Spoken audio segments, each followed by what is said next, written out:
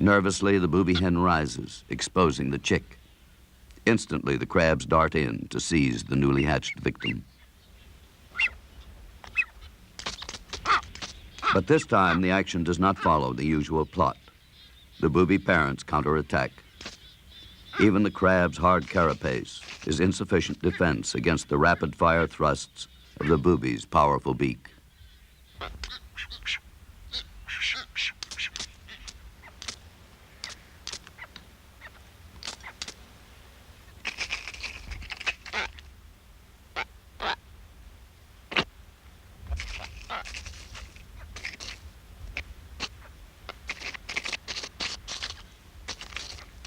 Unerringly, the booby's beak has found the chink in the crab's armor.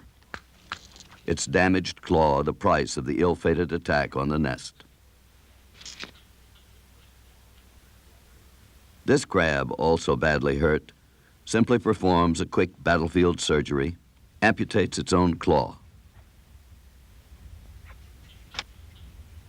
It will be regenerated in the next several molting cycles.